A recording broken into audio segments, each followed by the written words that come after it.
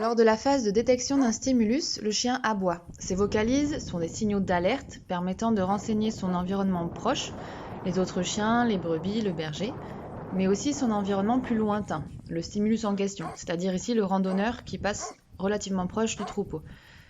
De cette manière, les aboiements permettent au chien de manifester de sa présence et donc de dissuader l'intrus de venir perturber son troupeau.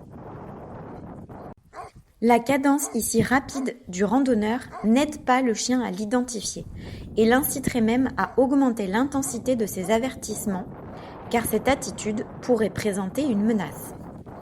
Parfois, le chien peut se trouver sur votre passage ou bien il peut volontairement vous bloquer le passage. Sa posture face à vous et ses aboiements en votre direction vous communiquent sa volonté que vous stoppiez vos déplacements dans un premier temps. Puis, une phase de détournement sera nécessaire. Par votre posture qui se détourne du chien, vous regardez dans une autre direction, vos épaules et tout votre corps se détournent du chien. Vous ne gardez pas une posture frontale, même en restant immobile.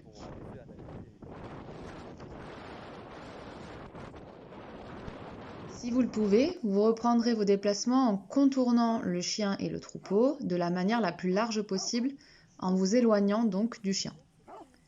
Si ce n'est pas le cas car le seul passage possible est occupé par le chien, comme dans cet extrait, alors il vous faudra attendre que le chien libère le passage. Remarquez que c'est lui alors qui décrit un déplacement en courbe pour vous contourner. Quand le chien s'approche de vous, il vient pour prendre des informations olfactives, lui permettant d'analyser la situation et d'identifier les passants et leurs intentions. Certains chiens vont prendre ces informations olfactives à quelques pas de vous, donc sans contact, alors que d'autres viendront clairement mettre le nez très proche, voire au contact donc de vos jambes ou de vos mains par exemple.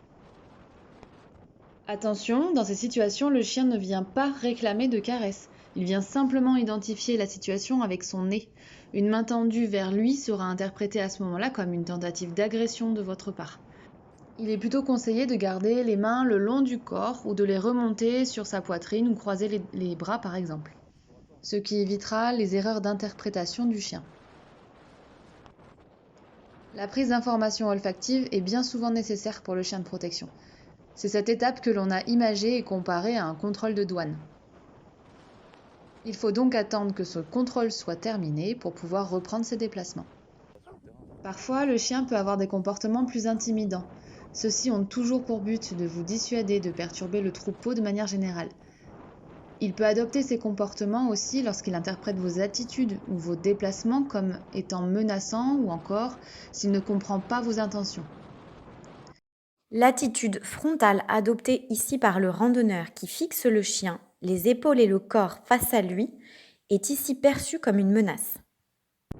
En effet, le chien aboie et fixe le randonneur, les oreilles plaquées en arrière, la queue battant fortement, décrivant des cercles, tel un hélicoptère. Il adopte ici une attitude de menace, prévenant le randonneur de ses comportements inadaptés. Ces comportements d'intimidation se manifestent par des charges. Le chien court vers vous, généralement accompagné d'aboiements. Le poil peut être hérissé sur le dos, mais c'est pas toujours facile à voir sur ces chiens très poilus. Plus l'intensité de sa dissuasion est importante, plus le chien vous regarde fixement, plus il aboiera et plus son attitude corporelle sera tendue. Attention, sur cette phase d'intimidation dissuasive, on remarque que le chien remue la queue. Mais qu'elle soit haute ou basse, cela ne veut pas dire qu'il est content. La queue qui remue chez un chien est un faux ami. Plus la queue du chien bat fort, plus son émotion est intense, mais celle-ci n'est pas forcément positive.